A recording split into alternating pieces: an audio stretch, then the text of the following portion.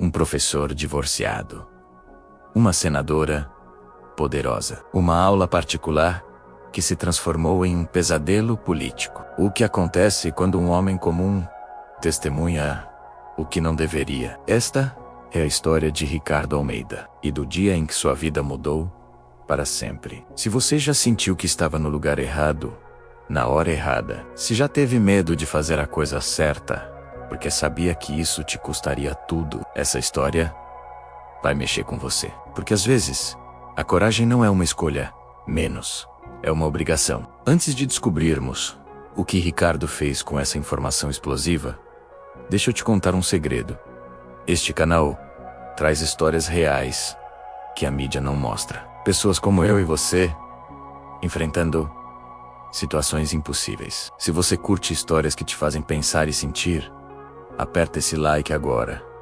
Porque quanto mais pessoas verem isso, mais histórias verdadeiras eu consigo trazer para você. E se inscreve no canal, ativa o sininho, porque eu posto casos novos toda semana que vão te fazer questionar tudo. Agora, vamos ao que interessa. O que você faria se soubesse que seu silêncio salvaria sua vida, mas destruiria sua alma? Ricardo Almeida tinha 47 anos quando tudo aconteceu. Professor de história por vocação, divorciado há 3 anos por circunstâncias que ele ainda processava nas noites de insônia. Morava num apartamento alugado de 2 quartos, em bairro simples da Zona Sul, onde o barulho dos ônibus, pela manhã, substituía qualquer necessidade de despertador. A pensão alimentícia comprometia metade do seu salário de servidor público estadual, e as contas se acumulavam na geladeira, presa por ímãs desbotados de propaganda. Mas Ricardo amava o que fazia. Amava ver o brilho nos olhos dos alunos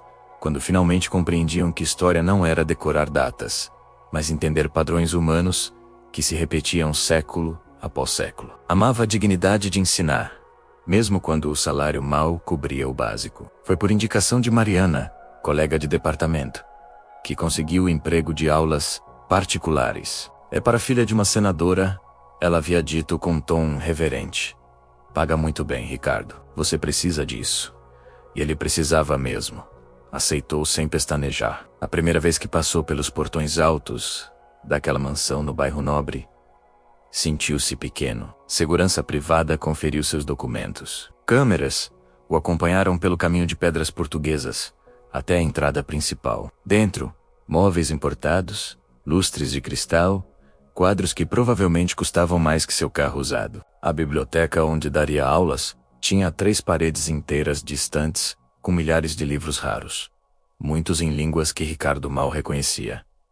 Ali conheceu Giovanna, 16 anos, olhos inteligentes, mas tristes, postura de quem carregava expectativas pesadas demais para os ombros jovens. Ela era educada, questionadora, genuinamente interessada em aprender, mas havia algo quebrado nela, uma tristeza que Ricardo reconhecia, porque já vira em seus próprios olhos no espelho, após o divórcio, menos a solidão de quem vive cercado de coisas, mas vazio de presença. Ricardo nunca imaginou que aquela biblioteca luxuosa, onde ensinava sobre revoluções e mudanças históricas, se tornaria o palco de sua própria revolução pessoal. Mas naquela quinta-feira chuvosa de setembro, tudo mudaria. As aulas aconteciam 2 vezes por semana, sempre às 15 horas. Ricardo chegava pontualmente, cumprimentava a empregada que o conduzia à biblioteca, e passava 2 horas ajudando Giovanna, não apenas com história, mas com algo maior.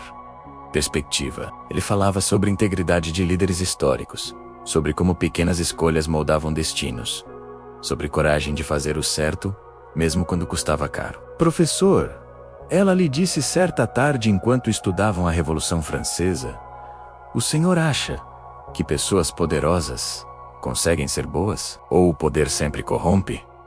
Ricardo ponderou cuidadosamente antes de responder. Acho que o poder revela quem já éramos por dentro, amplifica. Se há bondade, amplifica a bondade. Se há ambição sem limites, deixou a frase no ar. Giovanna ficou quieta por longo momento. Às vezes acho que minha mãe ama mais o poder do que a mim, ela confessou quase num sussurro, olhos fixos no livro, evitando o olhar dele. Ricardo sentiu o coração apertar mas não soube o que dizer. Apenas colocou a mão no ombro dela num gesto paternal e murmurou: "Tenho certeza que ela te ama, Giovanna." Mas aquela frase ecoaria em sua mente semanas depois, quando descobrisse quão profunda era a ambição de Patrícia Montenegro. A senadora raramente estava presente durante as aulas, sempre em Brasília, sempre em reuniões, sempre ocupada demais. Quando aparecia, a mansão inteira parecia congelar. Os empregados andavam mais rápido, falavam mais baixo. Giovanna murchava como flor sem sol. Suas respostas ficavam monossilábicas. O brilho desaparecia dos olhos. Patrícia Montenegro tinha 52 anos e 3 mandatos consecutivos no Senado. Presidenta da Comissão de Fiscalização e Controle, conhecida nacionalmente por discursos inflamados contra a corrupção e desperdício de dinheiro público. Sua imagem pública era impecável. Terno sob medida, cabelo sempre perfeito, postura ereta de quem nunca duvida de si mesma. Fria, calculista, cada palavra milimetricamente escolhida. Ricardo havia pouco, mas cada encontro era desconfortável. Ela o cumprimentava com cortesia glacial, perguntava sobre o progresso de Giovanna, com tom que deixava claro que apenas resultados importavam, e desaparecia novamente em seu escritório fechado. Ele sentia que para ela, ele não passava de mais um prestador de serviços, facilmente substituível e irrelevante. Eram esses momentos raros de presença materna que faziam Giovanna murchar como flor sem sol. E Ricardo percebia. "Professor," ela lhe disse certa vez, "às vezes acho que minha mãe ama mais o poder do que a mim." Ele não respondeu. Mas aquela frase ecoaria em sua mente semanas depois, quando descobrisse quão profunda era a ambição de Patrícia Montenegro. Porque o amor pelo poder, quando descontrolado, não conhece limites, nem mesmo os da lei. Foi na 3ª semana de setembro, quando tudo começou a desmoronar. Quinta-feira, 21 de setembro. Ricardo se lembra da data como pessoas se lembram de aniversários e funerais, gravada a ferro na memória. Giovanna havia pedido para adiantarem a aula em 20 minutos, porque tinha prova difícil de matemática no dia seguinte e queria tempo extra para estudar depois. Ele concordou prontamente e chegou às 14h40. A empregada o recebeu na porta com um sorriso educado. "A senhorita Giovanna está terminando o almoço. Por favor, fique à vontade na biblioteca. Ela desce em alguns minutos." Ricardo agradeceu e seguiu pelo corredor familiar até a biblioteca. Acomodou-se na mesa grande de jacarandá, abriu sua pasta, organizou os livros que trouxera. Hoje falariam sobre Revolução Francesa, menos ironia cruel do destino, especificamente sobre corrupção na monarquia, sobre como desvios de recursos públicos e luxo obsceno da nobreza, enquanto o povo passava fome, haviam alimentado a revolta. Ricardo preparava suas anotações quando começou a ouvir vozes. Vinham do escritório adjacente. A biblioteca e o escritório da senadora eram separados apenas por parede de drywall. Ele já notara isso antes, como sons às vezes vazavam de um cômodo para outro. Inicialmente, ignorou por educação. Não era da conta dele o que acontecia do outro lado. Mas a voz estava alterada. Alta. Nervosa. Ricardo reconheceu imediatamente. Era Patrícia Montenegro. Mas diferente. Sem o controle habitual, sem a frieza calculada, havia urgência ali, talvez medo. Ele tentou se concentrar nas anotações sobre Luís XVI e Maria Antonieta. Mas a voz atravessava a parede fina. Não podemos deixar isso vazar agora. Ele captou um fragmento. Depois silêncio. Ela estava ao telefone. Desvio dos recursos da educação foi limpo, você me garantiu. Mais silêncio. O auditor Henrique Santos está investigando demais. O coração de Ricardo começou a acelerar. Ele deveria sair, ir ao banheiro, qualquer coisa. Mas estava paralisado. Precisamos garantir que ele pare. Nem que seja definitivamente. A voz da senadora agora era um sibilo venenoso. O acordo está fechado, Augusto. Ninguém vai descobrir. Mas esse auditor, você precisa resolver isso. Hoje, Ricardo sentiu o ar fugir dos pulmões. Estava ouvindo uma senadora da República, conhecida nacionalmente por seu combate à corrupção, planejando O quê? Intimidação? Algo pior? Suas mãos tremiam quando alcançou o celular no bolso. Não pensou. Apenas agiu. Abriu o gravador e pressionou o botão vermelho. O aplicativo mostrava as ondas sonoras capturando cada palavra maldita que atravessava aquela parede. 30 segundos, 60, 90. Sua consciência gritava para parar, mas seus dedos permaneciam congelados. E então, a porta do escritório se abriu. Patrícia Montenegro saiu acompanhada de homem alto de terno caro cinza chumbo, gravata de seda, abotoaduras de ouro, os cabelos grisalhos penteados para trás, rosto bronzeado de quem passa temporadas em resorts. Ricardo depois descobriria que era Augusto Ferraz, dono de uma das maiores construtoras do estado, aquela que coincidentemente ganhava todas as licitações para obras públicas. Os três se encontraram no corredor. Ricardo estava parado ali, celular na mão, tela acesa mostrando o aplicativo de gravação, com as ondas ainda pulsando. Por 2 segundos eternos, ninguém se moveu. Ninguém respirou. Os olhos de Patrícia desceram para o celular, subiram para o rosto dele, desceram novamente. Ela viu. Ele sabia que ela viu. Ela sabia que ele sabia. O empresário quebrou o silêncio com voz grossa. Senadora, preciso ir. Depois conversamos. Apertou a mão dela rapidamente. Passou por Ricardo sem olhar e desapareceu pelo corredor, com passos apressados. O som da porta da frente fechando ecoou pela mansão vazia. Patrícia Montenegro sorriu. Foi o sorriso mais assustador que Ricardo já vira. Não alcançava os olhos, apenas esticava os lábios, sobre dentes perfeitos e brancos demais. Professor Ricardo, ela disse com voz de veludo sobre lâminas. Que surpresa vê-lo por aqui tão cedo. Giovanna ainda não desceu. Eu cheguei adiantado. Ele conseguiu gaguejar, trancando o celular e enfiando no bolso com mão trêmula. Ela pediu para começarmos mais cedo hoje, sim. Minha filha e sua dedicação aos estudos. Pausa calculada. Professor, o senhor tem 1 minuto. Gostaria de conversar rapidamente, antes da aula começar. Não era pedido, era ordem disfarçada de cortesia. Ricardo assentiu, porque não havia outra opção. Ela o conduziu de volta ao escritório, menos aquele mesmo de onde saíra, minutos antes, conspirando. A sala cheirava a perfume caro e madeira invernizada. Patrícia sentou-se atrás da escrivaninha imponente, gesticulou para que ele se sentasse na cadeira de frente. Ricardo obedeceu, sentindo-se como réu diante de juíza. Tenho acompanhado o progresso de Giovanna, ela começou, folheando papéis na mesa, sem realmente olhar para eles. Suas notas melhoraram consideravelmente desde que o senhor começou. Estou impressionada. Sorriu novamente aquele sorriso vazio. Gostaria de aumentar suas aulas para 3 vezes por semana e, naturalmente, aumentar sua remuneração de acordo.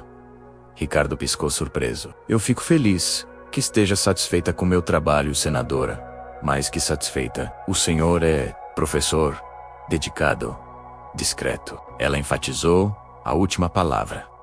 Olhos fixos nele como cobra, hipnotizando presa. Valorizo muito discrição, professor Ricardo. Vivemos em um mundo onde privacidade é luxo raro. Pessoas que sabem manter conversas privadas, assuntos domésticos, dentro de casa. Essas pessoas sempre prosperam mais. O ar ficou pesado. Ricardo entendeu cada palavra não dita. Ela não mencionara a gravação. Não precisava. Tudo estava ali. Nas entrelinhas, no tom, no olhar. Ela sabia.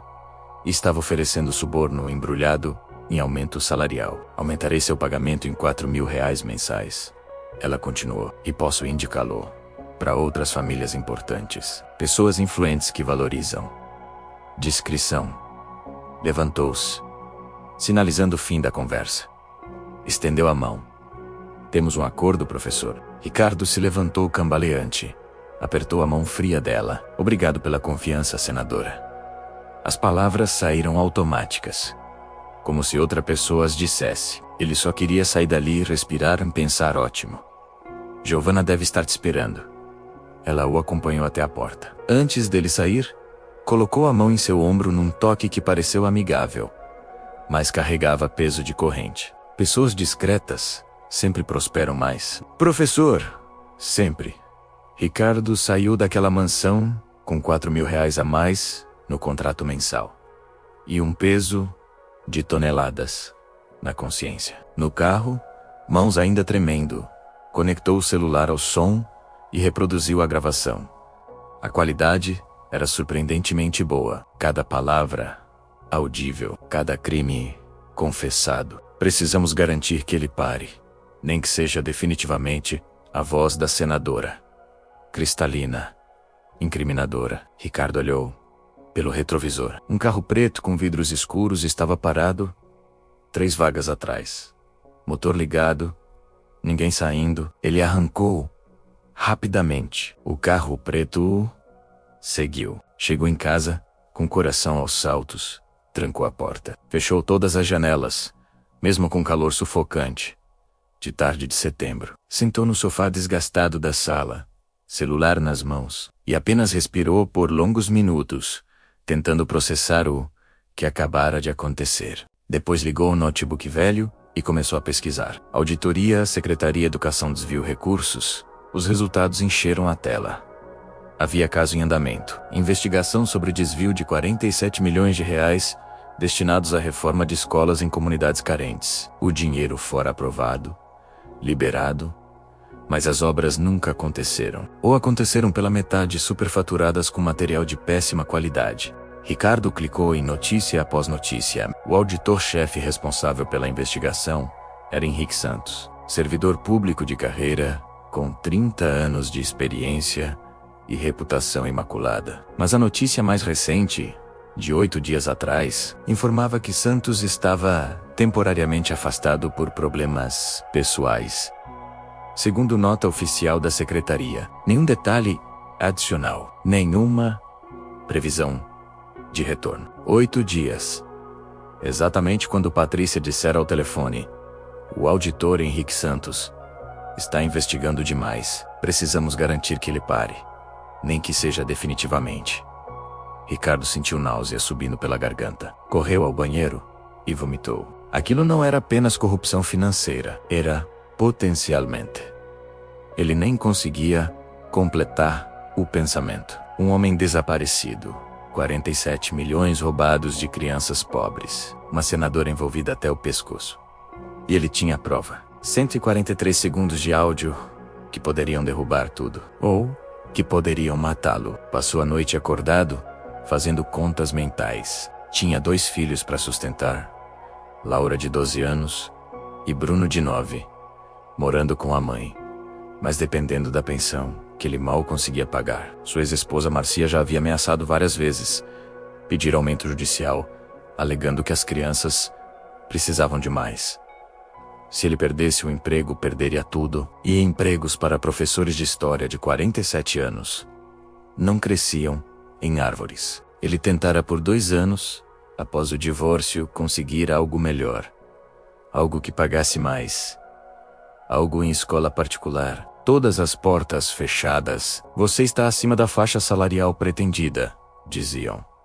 Tradução: velho demais, caro demais. Aquelas aulas particulares eram salvação financeira. Com o aumento que Patrícia oferecera, ele finalmente conseguiria respirar. Talvez até poupar algo. Talvez levar as crianças em férias decentes pela primeira vez em anos. Tudo o que precisava fazer era nada.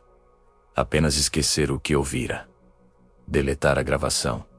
Seguir em frente. Mais 47 milhões roubados de escolas. De crianças que estudavam em salas caindo aos pedaços. Sem ventiladores. No calor infernal. Sem livros suficientes. Sem merenda adequada. Ricardo ensinava muitas dessas crianças na escola pública estadual. Via suas realidades diariamente. E alguém tinha roubado o dinheiro que melhoraria suas vidas. Às 3 da manhã, incapaz de dormir, Ricardo pegou o telefone e ligou para Lucas, seu melhor amigo desde a faculdade. Agora, advogado, trabalhando em escritório mediano do centro. Lucas atendeu com voz pastosa de sono. Cara, são 3 da manhã. Alguém morreu? Eu preciso de conselho legal, Hunt. A voz de Ricardo tremia. Lucas acordou imediatamente. O que aconteceu? Ricardo contou tudo. A gravação, a conversa, as ameaças veladas, o carro que o seguira. Lucas ficou em silêncio por longo tempo. Depois que ele terminou, quando finalmente falou, sua voz estava grave, preocupada. Ricardo, você não tem ideia com quem tá mexendo. Patrícia Montenegro não é apenas senadora, ela tem conexões profundas. Juízes, delegados, empresários, mídia. Se você denunciar isso, vão revirar sua vida. Cada erro que você já cometeu, cada dívida, cada imperfeição, tudo vai virar manchete. E podem fazer pior, muito pior. O auditor desapareceu, Lucas. Exatamente. E você quer ser o próximo? Ricardo engoliu seco. Então você acha que eu deveria? Acho que você tem família, filhos, responsabilidades. Acho que heroísmo é luxo de quem não tem nada a perder. E você tem tudo a perder. Lucas suspirou pesadamente. Mas também sei que, se fosse eu no seu lugar, provavelmente não conseguiria dormir pelo resto da vida. Então não sei, mano. Realmente, não sei o que te dizer. Naquela noite, Ricardo recebeu a primeira mensagem. Número desconhecido. Sem texto.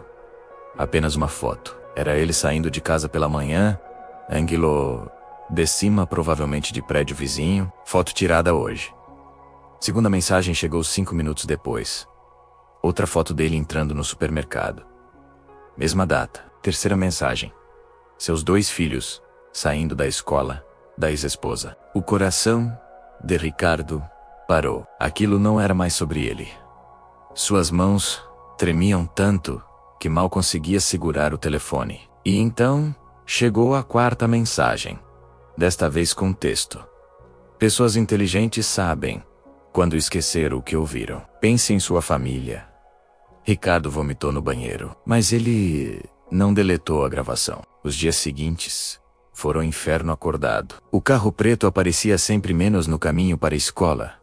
Na ida ao mercado, estacionado na rua de sua casa, Ricardo mal dormia. Emagreceu 3 quilos em uma semana. Desenvolveu tique nervoso de olhar pelo retrovisor a cada 5 segundos. As aulas com Giovanna se tornaram torturantes. Ele tentava manter normalidade, ensinar, conversar. Mas a menina percebia que algo estava profundamente errado. Professor, o senhor está bem? Parece doente, ela perguntou preocupada numa terça-feira. Ricardo forçou sorriso. Só cansado, Giovanna. Muitas provas para corrigir. Na quinta-feira seguinte, Patrícia Montenegro apareceu casualmente durante a aula. Ficou parada na porta da biblioteca por 5 minutos. Apenas observando em silêncio com aquele sorriso de predador. Não disse nada. Não precisava. A mensagem estava clara. Esta de Olo. Na sexta, Ricardo recebeu ligação da diretora de sua escola pública estadual. Professor Ricardo, precisamos conversar urgentemente. Recebemos denúncia anônima sobre comportamento inadequado seu com alunas. É muito sério. Por favor, venha à escola amanhã cedo. Ele ficou gelado. Comportamento inadequado? Em 23 anos de carreira, jamais tivera qualquer episódio sequer questionável. Isso era fabricação. Ele sabia exatamente quem estava por trás. Estavam sistematicamente destruindo sua reputação, preparando o terreno para quando decidissem destruir. Low, completamente. O ponto de ruptura aconteceu no sábado. Ricardo passou o dia na casa da ex-esposa, buscando os filhos para fim de semana com ele, como fazia quinzenalmente. Voltou para casa por volta das 7 da noite. Crianças animadas, falando sobre filme que queriam assistir. Quando abriu a porta do apartamento, ela estava entreaberta.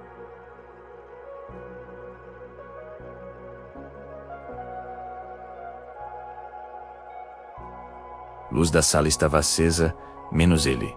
Sempre apagava tudo quando saía. Entrou cautelosamente. Todas as gavetas abertas, papéis espalhados pelo chão, almofadas do sofá reviradas. Mas nada faltando. A televisão estava lá. O notebook. Não era roubo, era mensagem. Nós podemos entrar quando quisermos. Em seu lar, onde seus filhos dormem.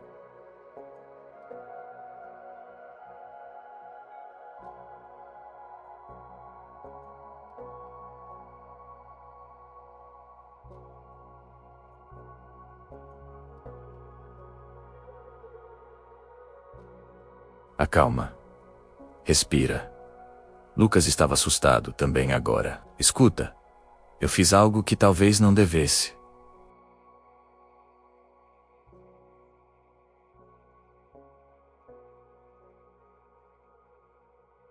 Está na casa de parente no interior. Mudou de número, não sai de casa. Conversei com ele hoje. Ele tem provas também, menos documentos, planilhas, tudo. Mas está morrendo de medo de aparecer. Então, o que ele vai fazer? Ficar escondido pro resto da vida, enquanto eles roubam milhões? Ele disse que só volta se aparecer alguém com coragem de enfrentar isso junto. Alguém com prova independente. Lucas fez pausa significativa. Alguém como você. Ricardo olhou para a gravação no celular. 143 segundos. Que poderiam mudar tudo. Ou destruir tudo. Giovanna lhe enviou mensagem naquele momento. Professor, minha mãe disse que suas aulas não serão mais necessárias. Ela vai me explicar o motivo amanhã. Estou confusa e triste. O senhor sempre foi o melhor professor que tive. Ricardo leu aquela mensagem 5, 10 vezes. Uma menina de 16 anos, inteligente e sensível, prestes a descobrir que sua mãe era criminosa. Ou prestes a crescer, achando que corrupção e intimidação são normais. Ele tomou o telefone e discou um número que mudaria tudo. Da Procuradoria-Geral da República. O procurador federal Maurício Campozu recebeu no domingo de manhã, em caráter emergencial e sigiloso. Ricardo contou tudo, mostrou a gravação, forneceu todos os detalhes. Campos ouviu em silêncio.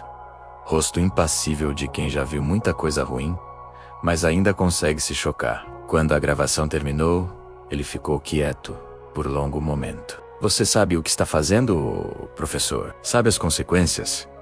Sua voz era gentil, mas firme. Essa gravação é ouro. Com ela, e com o testemunho do auditor Santos, podemos derrubar o esquema inteiro. Mas você vai sofrer. Muito. Eles vão tentar destruí-lo. Sua reputação, seu emprego, talvez até sua segurança física. Eu sei, Ricardo respondeu. E pela primeira vez em semanas, sua voz estava firme. Mas 47 milhões de escolas decriam as. E um homem teve que se esconder, com medo pela vida. Eu não posso. Não consigo olhar meus alunos, meus próprios filhos, e fingir que isso não aconteceu. Campos assentiu lentamente. Então vamos precisar de proteção para você também. E vamos agir rápido. Antes que percebam que procurou autoridades, a operação foi deflagrada 48 horas depois. Terça de manhã, 6 horas, dezenas de agentes da Polícia Federal bateram simultaneamente em 15 endereços diferentes. Mansão de Patrícia Montenegro foi invadida com mandado de busca e apreensão. Escritórios de Augusto Ferraz lacrados. Secretaria de Educação revirada de cima a baixo. A senadora foi afastada do cargo mediante decisão do Supremo. Augusto Ferraz, preso em flagrante tentando embarcar em voo particular para o Paraguai. Henrique Santos saiu do esconderijo e voltou liderando investigação, com renovada determinação. Em 3 semanas, o esquema inteiro desmoronou como castelo de cartas. 47 milhões rastreados através de empresas fantasmas, contas laranjas, propinas disfarçadas de consultorias, 15 pessoas indiciadas, 3 secretários estaduais, 2 juízes, uma senadora da República e dezenas de empresários. Mas o preço, para Ricardo, foi devastador. Perdeu emprego com Giovanna, obviamente menos. A menina foi morar com tia em outro estado, longe do escândalo. A acusação falsa de comportamento inadequado prosperou na escola pública, apesar da operação. Porque burocracia é lenta e reputação é frágil. Ele foi afastado preventivamente, enquanto o sindicância investigava. Matérias plantadas em sites de fofoca sugeriam motivação política, vingança pessoal. Até insinuavam romance proibido com a aluna. Fake news se espalhava mais rápido que verdade. Ricardo enfrentou 3 meses sem salário, sobrevivendo de empréstimos de Lucas. Perdeu o apartamento, teve que se mudar para algo menor e mais barato. As ameaças continuaram, menos mensagens. Carro seguindo. Ligações silenciosas de madrugada. Marci entrou com pedido de aumento de pensão, alegando instabilidade financeira dele. Foi pesadelo burocrático e emocional. Lara e Bruno, suas crianças, as ouviram coisas horríveis na escola sobre o pai. Houve noites que Ricardo considerou seriamente ter feito escolha errada. Noites em que acordava suando, se perguntando se valer a pena. Mas então, as coisas começaram a mudar. A operação ganhou repercussão nacional. Jornalistas investigativos se debruçaram sobre o caso. Documentários foram produzidos, e Ricardo Almeida, o professor comum, que arriscou tudo, virou símbolo involuntário de algo maior. A ideia de que cidadãos comuns podem e devem enfrentar corrupção. Convites para palestras começaram a chegar. Organizações não governamentais de combate à corrupção o procuraram para contar sua história em eventos. Uma editora o contactou, interessada em livro. Não era dinheiro grande, mas era algo, e mais importante era significado. Seu sofrimento não fora em vão. 6 meses depois da operação, Ricardo foi reintegrado à escola pública, com pedido formal de desculpas da diretoria. A sindicância concluíra que acusações eram infundadas e maliciosas. Seus alunos o receberam com aplausos quando voltou à sala de aula. Muitos sabiam da história real. Ele era herói para eles agora. Um ano depois, os primeiros 15 milhões recuperados foram destinados exatamente como deveriam ter sido desde o início. Reforma de escolas em comunidades carentes. Ricardo foi convidado para a cerimônia de inauguração da primeira escola reformada. Quando eu chego, encontrou 300 crianças uniformizadas em salas novas, com ventiladores funcionando, quadros brancos reluzentes, livros novos nas estantes. 47 milhões roubados, 15 escolas já reformadas, 3.000 crianças estudando em condições dignas. E naquele dia, Ricardo recebeu carta. Remetente a Riobana, Montenegro. Ela escrevia da faculdade de Direito, onde havia acabado de entrar. Professor Ricardo, obrigada por ter salvado minha mãe de si mesma. Obrigada por me ensinar que integridade não é só palavra em livros de história, mas escolha que fazemos todos os dias. Vou ser promotora. Vou lutar contra a corrupção como você lutou. O senhor sempre foi o melhor professor que tive. Não de história, mas de caráter. Ainda olha pelo retrovisor com mais frequência do que gostaria.